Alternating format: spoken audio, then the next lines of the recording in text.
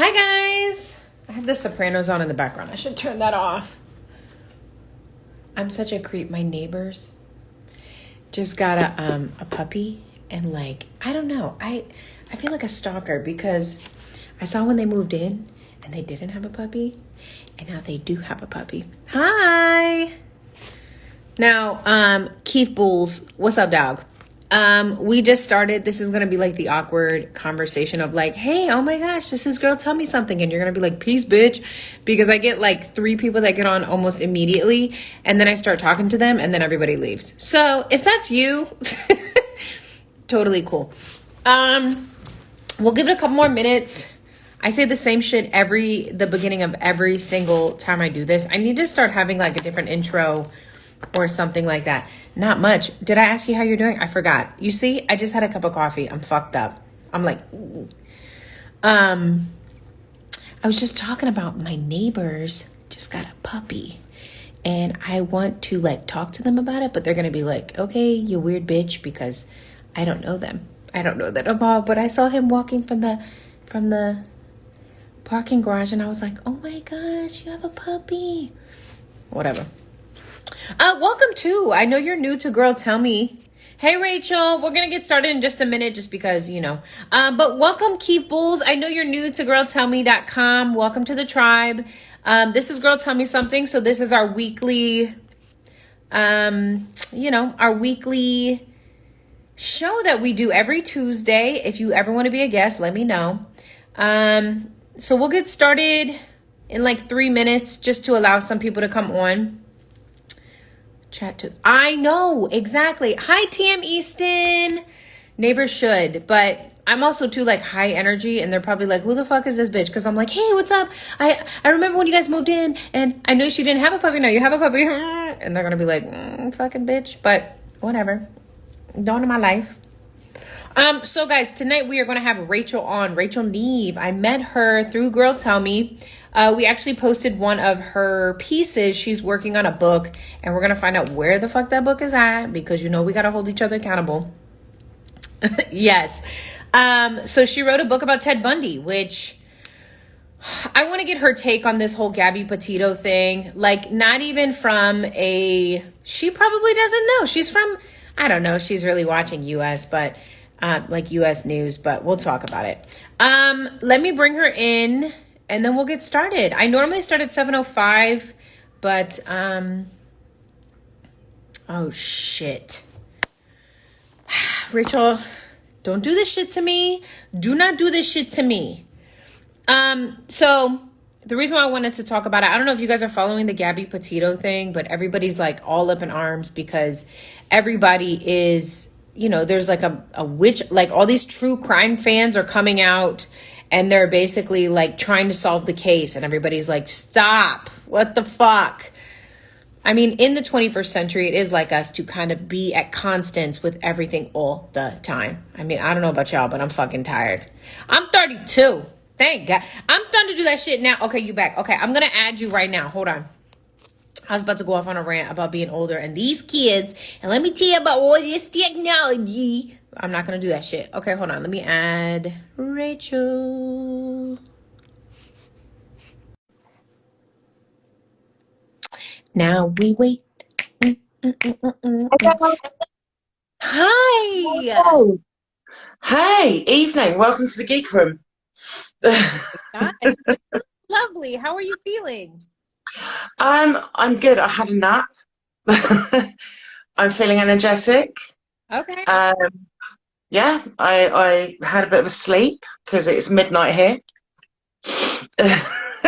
I appreciate you for that. I love that shit. I always listen. I hold it in me not to be ridiculous and do like an English accent, even though it's here. Like, you know, us Americans, we just want to be like, hello, and you're just like, shut up. You want to do Mrs. Doubtfire, basically. You want to talk about run by fruiting. You know, and that's the thing. I don't know if you ever came to the States, but if you ever do, everybody's gonna be like, I like your accent. Dude. So I visit a friend in Michigan. I've visited her a couple of times. We sort of know each other through message boards and things. And it's a really small town, so it's called Escanaba. I don't know if you've ever been there, you probably haven't, but the first time that we went into Walmart, I went up to just buy some random things. And just this, please. And this one, she's like, oh my God, where are you from? I love your accent. Oh my God, your accent is so cool. I'm like, yeah, that's great. Thanks. It's That, not an accent, but that American accent is pretty good, Rachel. I've watched far too many romantic comedies. This is the problem. Okay, so I just wanted to do an introduction, guys. This is UK blogger, the one and only Rachel Neave. And this is Girl Tell Me Something. So something is our weekly show that we do where we just talk to somebody about whatever the fuck they are. And this week I didn't really have anybody. Well, I had somebody who was sending to it was like a time constraint or something like that. And I was like, anybody wants to on, let me. And here she is, the one and the only. Rachel has been a super supportive, super positive person, at least in my tribe. She has been somebody that literally, it's so funny how, you know, we're going to get deeper into this, but like building your tribe, it's like, I've never met you. Like, you my homegirl. I'm like, I know Rachel gonna hold it down. I know she's gonna be there. I know she's gonna support me, and I think that's so cool. That's the coolest thing about the platform, right? Like meeting different people, learning who they are, learning their story. So tonight, I know we were talking about building a tribe and the significance of a tribe. So have at it. I mean, let me know your thoughts, and then I want to during your rant. So generally, I kind of feel that people are with you in your life there's 4 reasons. They're here for a bad time, they're here for a good time, they're here for a short time, or they're here for a long time. And the only people you need to focus on are the 4th set. So anybody, I think I told you like a couple of weeks ago, you've got to treat some people like a kitchen cupboard that you're kind of clearing out. If there is nothing in there that brings you worth, that brings you happiness, that brings you joy, doesn't present you with chocolate, has no use for your life, and just generally makes you feel slightly empty and miserable, then you need to take that cupboard to the tip. Like everything in that cupboard, you take it to the tip and you get rid of it. There are so many people in the world that are just emotional vampires. They will suck your energy. And if you're in any way an empath, which I think you are from speaking with you and hearing your backstory, because you give out so much energy to everybody and you often don't reserve enough for yourself. And there are people out there that will just go, oh, well, she's got reserves, fuck it, I'll take them. And you don't need those people in your life. Yeah. You need cheerleaders. You need people that when you're at your reserves and you haven't got that energy left, you need people there that can support you, and that becomes your tribe. That's your group of people, because it takes a village to keep everybody going and to keep everything on an even keel. So you keep the people in your tribe that are there for the long term. You keep the ride or die people there that literally, if you phone them up at 2 a.m. and said, yeah, I've got a dead body on my hands, they'd go, right, which pig farm are we going to? And they'll rescue you from places like, I can't remember the names of the 10 girls that made my life miserable throughout high school, but I can remember the name of the guy that came and rescued me from uni when I was being evicted because I'd had an argument with my housemate. I can remember the girl that I sat on the swing with and drunkenly shouted out filthy whores and then fell through the seat with. And I can remember the names of the people that will watch my live videos and won't fucking comment on how dumb I'm being or how narcissistic I might appear at that time because I'm feeling my new hairdo or I'm just having a really good day. All they're doing is they're giving me good energy. I think RuPaul said it best that we choose our families. We pick who we want in our family, and that's who we have. So we don't have to have the same people that are blood. We collect people over Yeah. time. And we just, for our tribe, you need to collect those people that give your life value, that bring you bliss, and you need to put that energy back out into the world to them.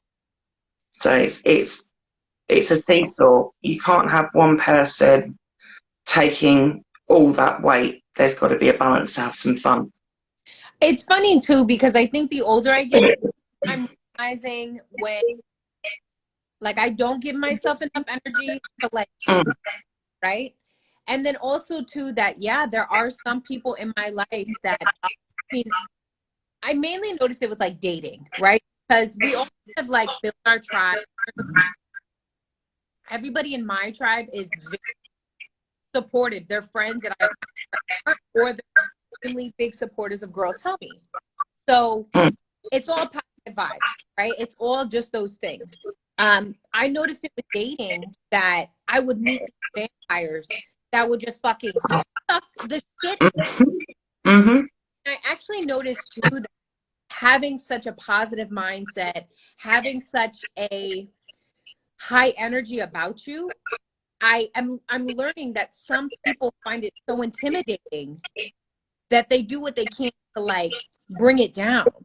Oh, gotcha. They will knock you down to bring themselves up.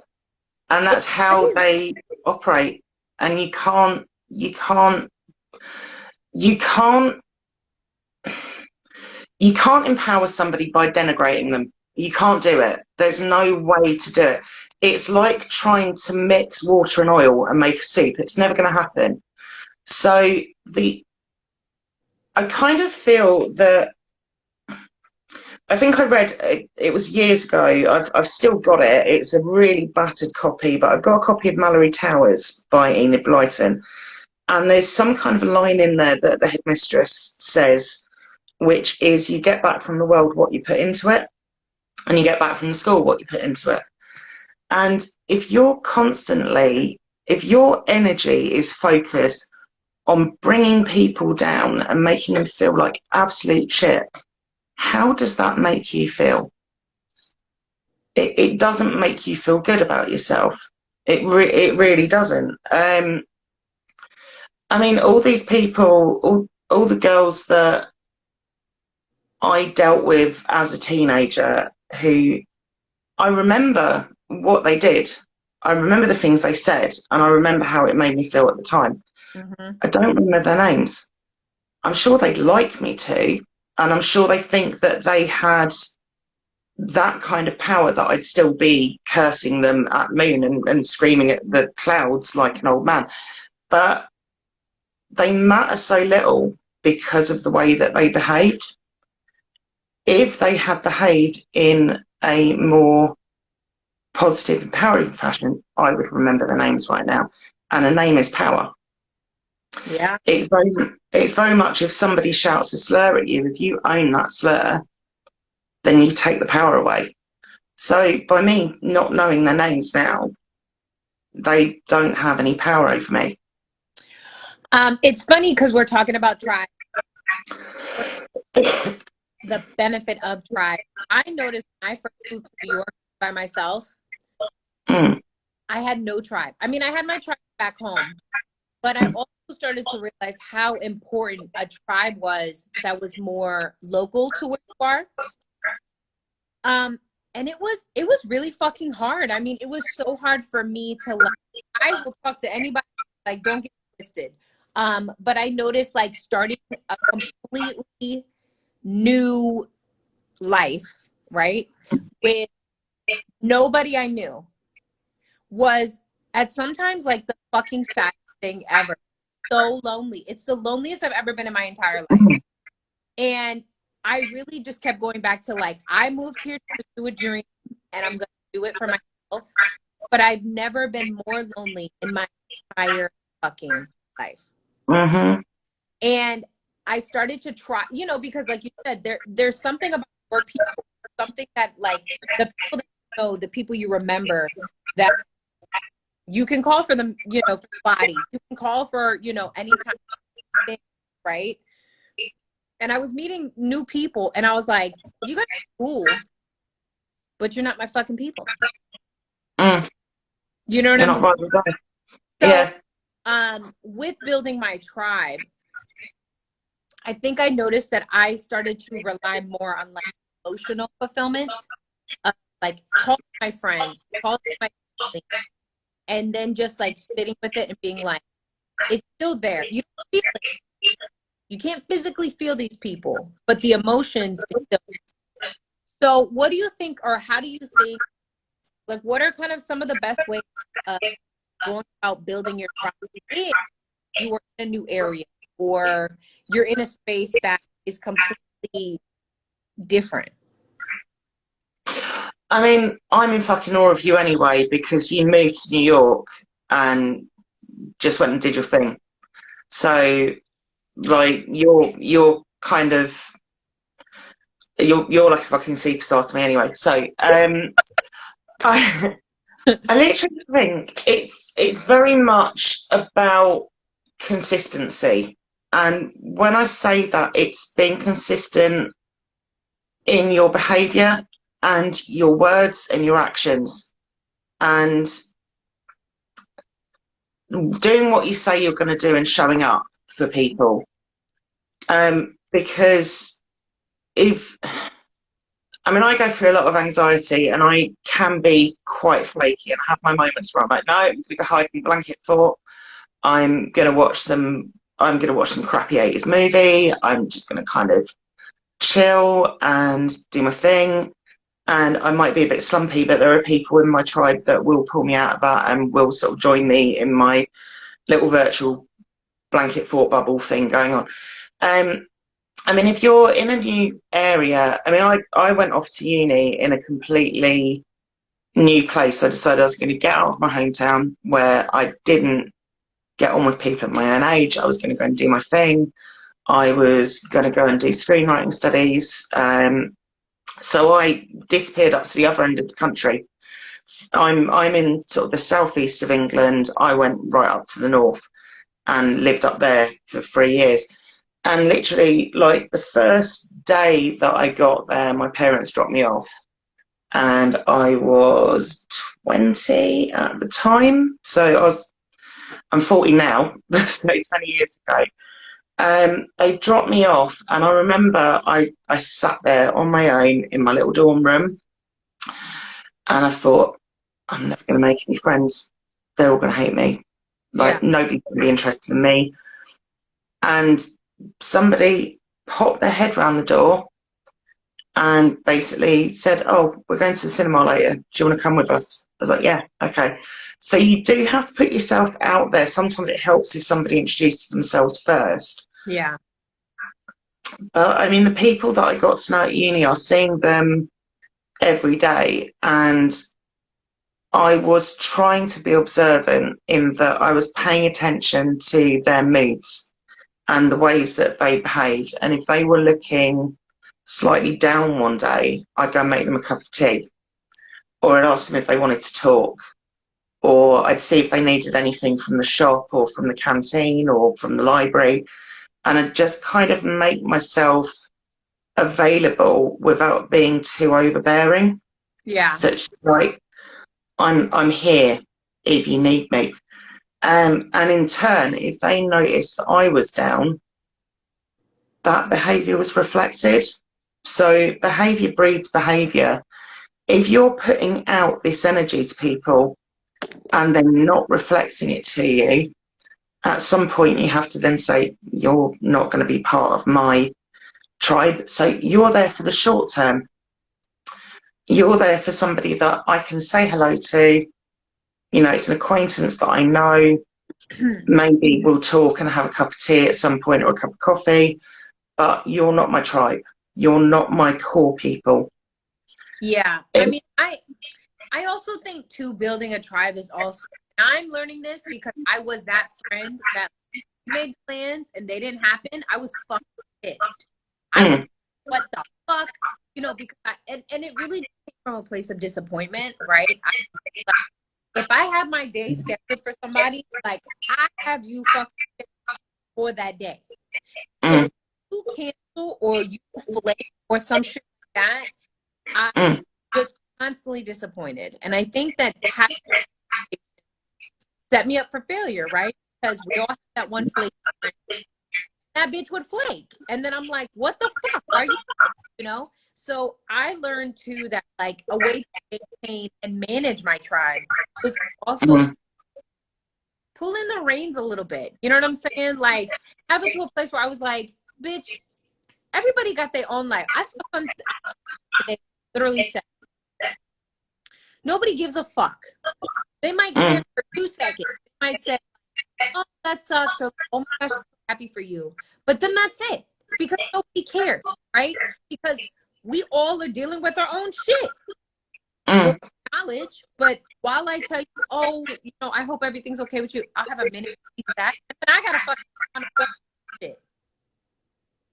So in Mm. the least negative way possible, it was just to an understanding of like, I cannot get my disappointment on another person because A, they're gonna do whatever the fuck they want to do in the first, and B, I'm the only one that's disappointed, that's sad, that you know what I mean? Mm. I mean, I completely see what you're saying, and it's valid to have those feelings. You're putting all that energy in, and you're making that effort, and you're getting nothing back, and people are flaking. Yeah. Then you've got every right to be fucking rage about it because they're not showing you the same level of care and respect that you're showing them. At the same time, nobody can make you feel inferior without your consent. So people treating you like that, they're not part of your tribe. It's working out like how much you can take before you say to them, well, this isn't working. And it's problematic if you've had them with you for a long time. Yeah. Um, it's a difficult one because I mean, I've had friends that I've had to cut off because it's just not working. And the more time I spend fixating on it, the more frustrated it gets. And it's not affecting them. It's not affecting them in any way. It's just hurting me. So there are people that I kind of have to go radio silence with and cold turkey with. There's a guy that I've known for a few years now. We mix in the same circles at times. Um, he was one of my cheerleaders at the start when I was putting the blog together and I was writing things. And we've kind of we've drifted apart. And although I will always have fondness for him, he's not. He doesn't bring me joy. He doesn't bring me worth in my life. It's nice seeing his updates. It's nice seeing, you know, what he's doing, but it just kind of upsets me that there's not that even balance. So I've had to go radio silence. But you know what It, I personally struggle with? Not giving a fuck. mm, I hurt my own fucking every day mm, because, you know, it's so popular now. It's not like the buzzword. Fuck them. I don't give a fuck. Let it go. They don't give a fuck about you. Fuck it. And for me, I'm like, I'm actively trying to, but I don't know how to do it. Now, I can radio, right? I could not talk to you, like not text you, nothing like that. But I am dying on the other side. mm. And I don't know how to fix I think it's a case of time. It's very much like the first time that I went through this whole thing of right, not going to talk to him, not going to see him, not going to chat to him, it. be Yeah. fine. Time will heal. Time will heal. And I went through this whole, I'm empowered, I'm a strong woman, I don't need no man, blah, blah, blah, blah. I'm going to listen to Lizzo, you know, I'm 100% that bitch, and all that stuff. And the first moment I saw the dude, Crumble. and the kicker of the fucker was he was wearing a tux. And A bitch. mm, we all have a James Bond once in a while, and damn, he looked good. And yeah, so that sent the thoughts about, well, we had that connection, we had that friendship. You've taken that away. I've been the one that's kind of been chasing this friendship, Yeah. and you don't give a shit, and it hurts. It really does hurt, but it's taken lockdown. I have gradually radio silenced the guy. I don't really comment on anything. I don't really like anything on his social media. Still listen to his music and stuff if it comes up. That's all good. But I don't have the same. I feel more detached now, and I feel easier to cope with it, and I don't feel hurt anymore. Yeah. It's a weird situation, because I know that I am going to see him again in the future in sort of the social setting, but Yeah. I know now that he's not there for the long term. He was only ever there for the short term. He was there to maybe make myself feel good about myself for a small amount of time. He was there to make me realise things about myself, and that was his purpose. And I kind of know that stuff now, so Yeah. I can move forwards. I mean, I think that's kind of the hard part about being path, is that I'm always worried about feelings. Like, to a point where, Mhm. like, I have my best friend and I were talking not that long ago, and she was, you literally are hurt, like you're killing me. Like, Mm. you are bringing such, because I am a, well, what if this happened kind of person. And if someone came to me with something, I'll still think about it. I think about the guilt that I had from 10 years ago when I was a kid. And like, it is so hard for me. I think that I am learning with people that I know. The expectations are different, right? Like, but some people here for a time, you have some people here for a long time, a good time, a bad time. And I think that categorizing these people as quickly as possible is the most Mm. beneficial that I am working on, to not, Yeah. to reset my expectations, right? I'll meet somebody, I'm like, hey, I'm loyal, you know what I mean? We're going to be friends for however long. And then they disappoint me. And then I'm like, what the fuck? Look at the category and be like, this person wasn't acquainted. They were here for a short time. Why are you upset? Like, people could wear badges. That would be really helpful, or just Yeah. like buttons on the head. Uh-huh. That'd be amazing. It would Don't wait. very much help me. Just don't waste your time right here. Like, fucking, Yeah. just don't waste your I mean, there's certain red flags that you can kind of pick up. Yeah. If they're there just for the drama, then they're going to be the ones that you're always hearing little rumours from them about other people, and they're always talking about, they'll say something to somebody's face about, oh, that shirt looks really good. It's like a Mean Girls moment where they're like, oh my God, that bracelet's gorgeous. And they're like, that's the ugliest fucking bracelet I've ever seen. And it's just like, it's a Regina George moment. And if you Yeah. can just kind of remove some of the Reginas out of your life, I mean, sometimes they're the hardest ones because they're quite intimidating, but if you can spot those red flags earlier on, then you can kind of distance yourself. Yeah. And there's a lot of people out there for drama. I mean, social media, I think, has a lot to answer for, because I'm guilty of putting my life out on social media, and just going, oh, this happened today, and oh, this was terrible. And I think a lot of the time, we, rather than focusing on finding people that bring us bliss and focusing on, like, I suppose, self-improving and just calming ourselves, we look at other people's feeds and we start comparing ourselves to them. And it's, rather than being grateful for what we have, we're looking, going, well, why can't I do this? And why can't I look like her? And why can't I have this fabulous life? And they don't have a fabulous life. it's just the perception they're putting out on social media. Yeah, no, that's true. I do that. You just said something and I wanted to, you were talking about social media. Before social media, Regina George's Get Rid of Them. Fuck, I don't remember. But no, I agree. Once we look at media facade, one thing that I did is I turned off all my notifications. So I check my phone maybe like 10 times less than I normally would, because if I was getting notifications from social media, I would lose my fucking mind.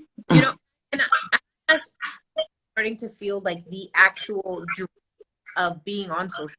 Like I'll get off of it, and I feel like I can. Like I haven't been breathing, but now I can just like put that shit out there. You know what I'm saying? I don't know. But listen, I want to change topic because I want to hear about your writing. I want you to kind of share about what you're working on. I remember Ted Bundy book. Do we have a due date? Do we have a due date, Rachel? We have, well, to an extent, we do. So I have basically decided to overhaul the thing because I think I've spoken with you about imposter syndrome before, and I'll sit and stare at the screen and go, you're not a writer. You're not writing anything. You're not a writer. Oh my God, they're going to come and give you a cease and desist. Just stop what you're doing. And I get all overly dramatic, like some grumpy llama, and it's just too much. So like, no, I can't do this. I must go to my bedchamber. Yeah, so I decided to overhaul it basically because it just wasn't working for me. So I remember doing like a writers meet with you a while ago. Okay. And we were talking about how to work on the niche of Bundy. Which is it was a little conversation, but I sort of kept it in my brain. And basically, potentially what I want to do with it is it's going to be sort of like an idiot's guide of how to avoid these types of people. And it will be focused mostly around Ted, because I know Ted to an extent. There's still so much stuff that we don't know about him. If anybody's interested in true crime, this is one of my tribes. This is my girl. Hi, I'm Ted, which is on Instagram. The girl that runs it, absolutely fantastic researcher. She's got so much stuff for the true crime community that was never dug up before. There's some amazing stuff there. Like if you're interested in Bundy and his history and information, that's a good source. And she's got me various pieces of information, like psychological reports over time, and has helped a lot with some of the research for the book. So she's awesome. It goes more into the psychology though, right? Like it goes more into the psychology. So the basic things that Ted was diagnosed with by various psychologists was narcissistic personality disorder, sociopathy, and also manic depression, or bipolar as it's known now. Now we know that not everybody with bipolar will go out and do the things that Ted did. And that's where the social scientist part comes in, because not everybody does these things. People lead similar lives, but they don't do the same horrible things to other people. So why do certain people do bad things? And there are like numerous books out there which go into depth, and they're so technical with their language that, I mean, I'm studying forensic psychology and I don't understand half of the stuff they're talking about. So how could anybody coming into this for the first time understand Ted's brain? How do you get a handle on it? And There's no way you can do it. You can't do it.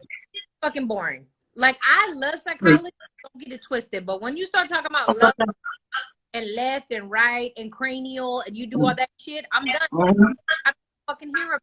I want to hear, you know, what made this person tick. You know, I want to hear like a mental perspective that I can understand. Like Yeah, you don't want it. You don't want it like the teacher and Snoopy going wah, wah, wah, wah, wah, wah, wah, in your brain. You want to understand what's being said. So what I'm looking at is the different diagnoses that he had. The psychologist that diagnosed him. So a little bit of information about them, not too technical, to where they came from, what they were doing. Talking about his relationships, the things that he did to Liz, who I would class as one of his victims because of the way that he treated her. that was He was an arsehole to her. That was his fiance, and he was an absolute arsehole to her. He had an ex-fiance who everybody sort of says, oh, she was the trigger. No, no. No.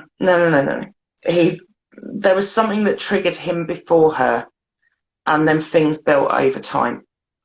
And it's just looking at his life, his formative years, how he would have got to that point, and why he then went on to commit the things that he did, and explaining a little bit about narcissistic personality disorder, explaining a little bit about manic depression, giving examples that he's provided in interviews, and just kind of talking about red flags to watch out for if you're encountering people like that, because not everybody who is a narcissist, I will say, has narcissistic personality disorder. That's an extreme mental condition that's clinical. But a lot of people are verging on abusers from the way that they behave in their narcissistic tendencies. And I've been speaking with various survivors of narcissistic relationships to get examples about how women get treated differently as well, like what to look out for in those relationships. Like if somebody's treating you like their boyfriend, like their girlfriend, but they go, oh, but we're not together. But they're behaving in front of everybody like they're your boyfriend. They're gaslighting you. yeah. And that's a red flag. So Listen, it's I think we're the getting book there. is a great idea. I will tell you that I didn't know. Honestly, I hate to say this, but I feel like a lot of people learn these things after they experience. Mm, I never knew what a narcissist was till I fell in love with him. I didn't know what love bombing was. It happened to me. mm, I didn't know what gaslighting was until I would talk to my friends and they're like, hey, mm, that's not true. Because I hate to say it, but even with gaslighting, it's that I started to believe. I was like, does this person mm. seem better and more and closer than the people I've had in my life? Because somebody's fucking lying to me, and I don't know who Yeah. it And they'll make you think you're mental. They will make you think you're crazy.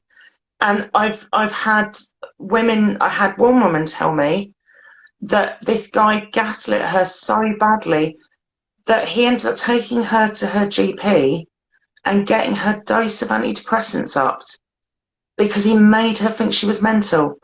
And then 3 months down the line, it turns out actually all of her suspicions were true. And he admitted it to her. And there are people out there that do this, and these are people that you need to avoid for your own sanity. Mm-hmm. There are red flags you have to spot. I mean, catfishers are narcissists. They will love bomb you. They will love. I had this last summer, love bombed for 3 months by this guy who was not who he said he was. And then when I finally started to gain trust and go, okay, yeah, I think maybe there could be a future, that's when he dropped the thing about, I'm going to buy a house, I need to send the deeds to you, and you need to take this money into your bank account, so I need your account details. And I'd already questioned him and said, you know, if you are trying to scam me, don't waste my time, because I don't want that. Yeah. And he got me into that position where I was like, okay, maybe I'm just paranoid and I'm imagining things It's because fucking scary. mm, It is so scary. mm, Also, to Keith Bull, you were asking what gaslighting was. I don't know what love bombing is, but that's basically like, and tell me if I'm wrong, but I think I know what this is. Love bombing is basically like they find everything that they know about you to make you like fall in love with them, like you give them the script, they follow it to a T. They tell you like, you're different. My family is so much, Mm. excitable with you, and you're somebody that I've never had before in my life. Or they can buy you things, or they can just make you feel like they are so in love with you to a point Mm-hmm. where you're kind of manipulated that you're like, I mean, when I was love bombed, I literally was like, what? Like, this has never happened to me before, but maybe this is what love feels like. Mm-hmm. And then the fucker moved in 3 months. I was like, what the fuck did I do? Because Yeah. love bombed the shit out of me. And I'm talking about fancy dinners, really nice, like clothing, money on me, like everything. And my dumbass gave his ass the spreadsheet of the house. I gave him what is it called when you're an architect and the blueprint. Mm. I told him everything I liked, and he did. Yeah. And it was so scary because I was like, I've been bamboozled. So, I mean, so the guy was very good looking. We met in a group on Facebook. So I thought we had a shared interest, but anytime I sort of mentioned something that related to these books, he didn't know what the hell I was going on about. And I was like, well, that's a bit weird because you're in this group, but you don't have any interest in that, obviously. But I was constantly told that, I was beautiful and I was talented, and his ex-girlfriends were crazy and he'd never met anybody like me, and he could see a future with me and there was a connection. And at first I was like, well, this is nice, but it's a bit fast. And then gradually I was like, well, okay, well, maybe he's just really overly affectionate and that's just the way he is. So yeah, they'll love bomb you, and then they'll sort of talk about their ex-girlfriends being crazy, or if you're a guy and you're dating, probably ex-boyfriends being crazy, and they'll carry on, oh, I've never met anybody like you, and you're wonderful and so on. And then gradually they'll start what we call negging you. So it'll be sly little digs that aren't outright insults, but sly little digs to kind of chip away at your self-worth. Or they'll insult somebody who's got the same body shape as you, or they'll insult somebody who wears the same clothes as you, and that makes you think, oh my god, I need to improve myself, because they start taking away the affection. It's like, well, what have I done? You start thinking it's your fault. What Yeah. have I done? Now, Ted did this with Liz. He love bombed her right at the start, and then any time that she tried to get some kind of commitment out of him, he famously, they were at a shopping mall, and she passed by a jewelry store, and he proposed to her a little while before when he was love bombing her to try and get on her good side after he cheated on her, and she found him out for stealing something. So by this jewelry store, and she's looking at me, and she's like, oh, why don't we go in and have a look at rings? And he sort of dragged his feet and was like, oh, okay, fine, and just didn't really show any excitement about this, even though they were engaged, and you'd think that your fiance would be excited about getting married. And then she went outside, and as they went outside, she's like, well, you don't have to buy a ring. I know that, you're studying at the moment. We don't have a lot of money. It's fine. But I'd like you to meet my parents, and, maybe if we could look at setting a date. And at that point, he went really cold on her, like switched from being the loving person that he'd been before they went into the ring shop, switched this really cold, just shut off person.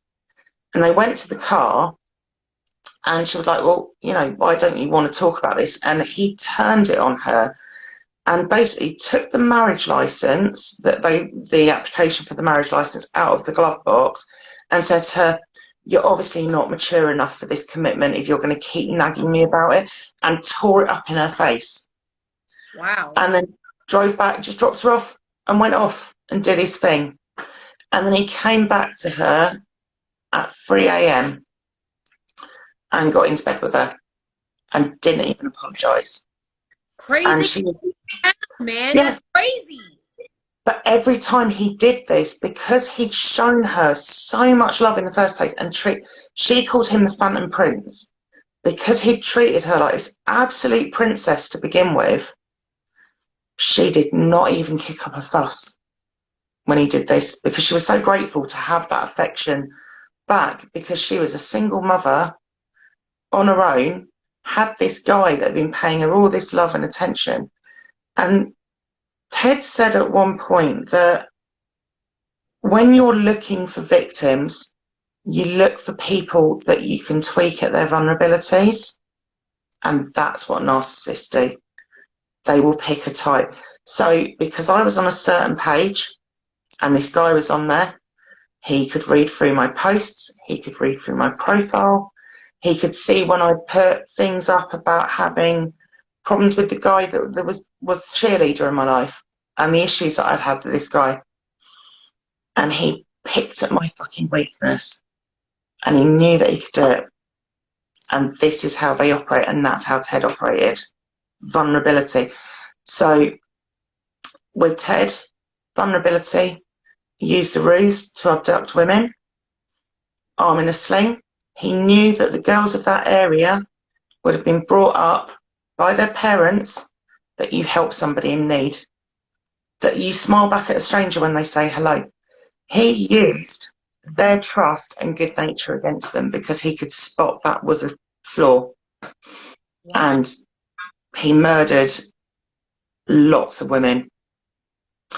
So yeah, that's that's the messed upness of Ted, and that's what I've been looking into for the last 20 years. Well, I mean, definitely, I think the story has been done. I think the conversation has been done, and we all go to Anne Klein's article. I mean, Anne book, right? Anne Klein, Stranger Beside Me. Yeah. Anne Klein. I'm sorry. Anne Rule did Stranger Beside Me. Klein is, but shout out to Anne Klein. Anne Rule. I remember you talking about it before, but I think you kind of twist on and kind of making it, you know, kind of a red flag and tie him into it. I think that would be something that you don't see very often, and I think awesome. I think it'll work. Yeah. I hope it'll work. So thinking about those ideas has sparked some inspiration in you, because I know you're talented. I know you're dope. I've seen your stuff, but you have to get over you. Bloop. You know that already. Book, what else are you writing? Like, I know you were you told me that I know we have very bad imposters. What other things that you have wrote or writing or working on? So I got fucking published, is what I got. Okay. So basically, I'm not going to pay for this, but I don't care because I fucking got published. So that is literally what matters, because up to that point, I was like, you're not a proper writer because you're not fucking published. What are you doing? But now I have the proof where I can look at it and go, you're published. What the fuck were you going on about? So I had a couple of different sort of publications and online people reach out. There's a magazine called Amaranthine who sent something through DMs and said, would you like to submit something for the second issue? So you can find them on Instagram.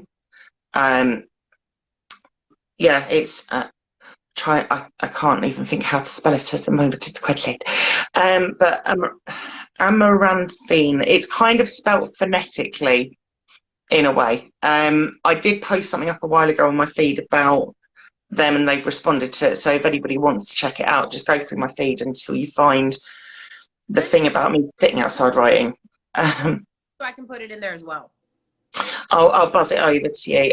But I wrote about the power of tea, because I'm very British, and affirmations, because both have both, although there's not been Rachel, a lot of clinical trials, we are. positive mental effects. Anyway, so I wrote about that, tea and affirmations, and I did a piece recently for Viz Online, which was about sologamy, which is the act of self-commitment, and using that as a wellness program. So it basically that you don't need a knight in shining armor to be a queen for the day. Ugh. And I look fucking good in a crown. So, it sits with me quite well. I like that. But we've been fed so much by the media and by romantic comedies that we need that happy ending. We need nobody will be complete unless they have their Mr. Darcy. Well, Colin Firth ain't getting out of early lakes for me, so I don't need him to complete me. It's fine. So yeah, it's basically there's a lot of women who are making that commitment to themselves. Some of them are having actual commitment ceremonies where they've got the big dress and they're having the party and the cake and everything and officiant. And some people are just basically promising to love themselves over everything else, to be your own bae. And that's the art of sologamy. And it works for me quite happily, because if I married myself, if I just committed to myself and went, I'm the most important thing to me, I will love myself in sickness and health. However batshit crazy I am being at any point, I will sit down and go, it's fine. Let's have a cup of tea, dude. You'll be right. If I did that and didn't just focus on my crazy and go, no, you're terrible, I'd have a much more healthy relationship with myself.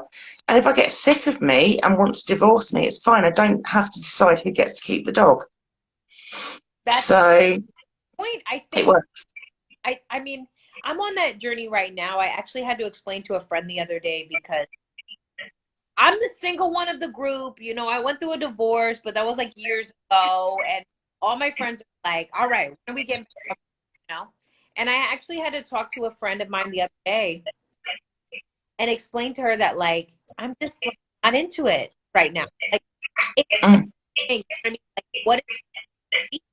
And I'm not going to try to make it happen anymore. And I tried to break her of like, I don't think you understand the peace that comes from like not having the stress of learning the fucking time. You know, mm, like only having the beautiful pressure of stressing about myself. mm, Nikki eat today? Did she get enough sleep? It's bliss. You know what I'm saying? It's bliss. mm, It's un it, it's taken way more for granted. mm. So the fact that you are just wrote about, also send me that too because I want to read that. But the act of committing yourself to loving yourself and only yourself, and basically just kind of like that's all I need. Mm. It is something we don't talk about enough, and I also think it's something that is, you know, we're all just kind of trying to change our mindsets from like the rom-com ideal of like this is how my life is supposed to be. And now we're like relearning that like fuck no it's not. It's whatever you Mm. want to do. You know what I'm saying? So So that's dope. I just figure before you go and spend a year's wages on one day where you're going to have some sushi and some margaritas, like before you commit to being in that relationship with the two people, you have to commit to being in the relationship with the one person. And if you can't live with yourself, like how are you going to live with anybody else? It's again, it's a RuPaul saying, if you can't love yourself, how the hell are you going to love anybody else? I said that to my watch on YouTube, but it's true. Yeah, But it works.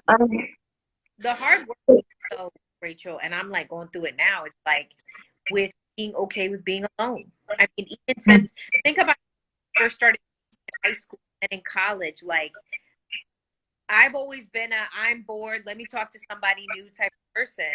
And this is the time that I'm fucking good. Don't bring the shit to me.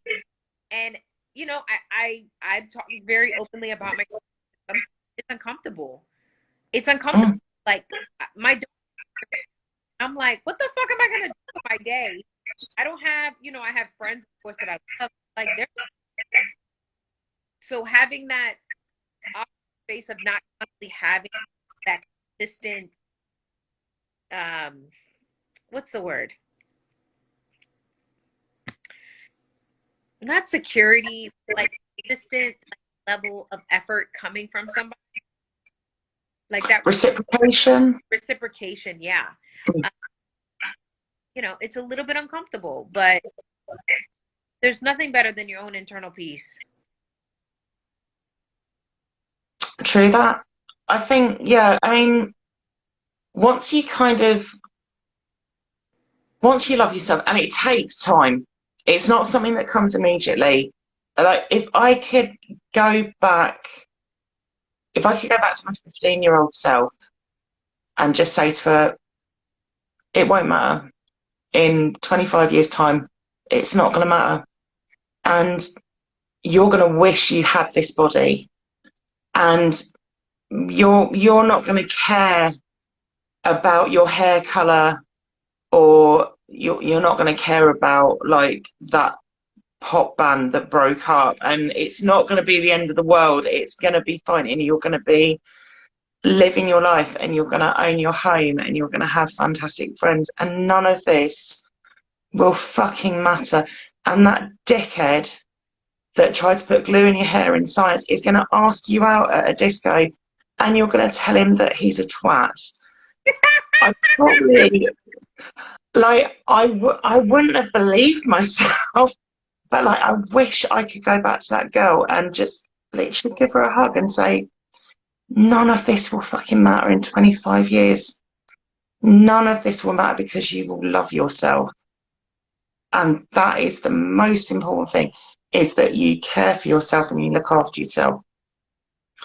And at that point, that's when you build your tribe. That's when you bring everybody in. Fuck yeah, Rachel. What a way to end this conversation. The last 3 minutes, plug all your shit. Let everybody know where they can reach you. Let them know, you know, I want you to send me those pieces because I want to read them and I want to. So let everybody know. Do your final introduction. This was amazing, first of all. And I love, you already know you are. I always say, like, oh my God, I'm going to talk to my girl across the pond. Across the pond. Across the pond. So run by fruiting. Robin. Oh, I love you. Yeah, so basically you can pretty much find me on Instagram. What I was saying earlier about like having people that have got you, that's kind of what my feed is. Like, if you're having a shit day, I've got you. Come along, read my posts. Sometimes there's absolute rubbish on there about inner saboteurs wearing Crocs and listening to Justin Bieber and just don't trust them. And sometimes there's quotes from other people. So hopefully you get something out of that. It's writer_girl_1980. If you want a route into my brain, and it's a very dim and dusty place sometimes, so just bring a flashlight is the tagline. It's writergirl1980.com. Come along, read some random bollocks that I've written. It's a vanity project, but it made me smile, so fuck it. Hopefully it'll make you smile too. And it's all free, is the best thing. We don't charge for this. Come and use me, it's fine. And yeah, just by all means, like, if you're having a bad day, drop a comment and I'll comment back and try and brighten your day. And you know, if all else fails and your day is terrible, just envision a T-Rex trying to change a duvet cover, and you'll feel so much better. Because they. Rachel. So yeah. Bomb.com. I want to thank you so much for being my, because I was like, why ain't got nobody? And Rachel, like, I got you. And I am just so I'll grateful shut that up. you're part of my tribe. I'm grateful that you're part of my vision and what I'm trying to do. And I can't wait for the day that we're reading your book, reading mine, and we're talking about this that we have met. So I truly appreciate your support. I feel the same way, and this was amazing. So thank you so much. Well, thank you, because you gave me my first publication. You put some of the Bundy book as it was on girltellme.com, which is Yeah. fantastic. And everybody should just go and subscribe to the freaking YouTube channel to watch everything with like Miss Handy and everything else that's on there, because it's just freaking genius. We're gonna add, So yeah, subscribe. wait, wait, we're gonna add other. I'll hit you up about that too. Oh, it'll be good. But yeah, no, You I look, will always be grateful, and I will always be your cheerleader too. you So look cool. Go to bed. We'll talk in the morning. yes, Okay. awesome, Bob. Bye, guys. Right, love you. I Bye. don't know how to leave this. You'll have to chuck me out. I don't know how to leave. CX.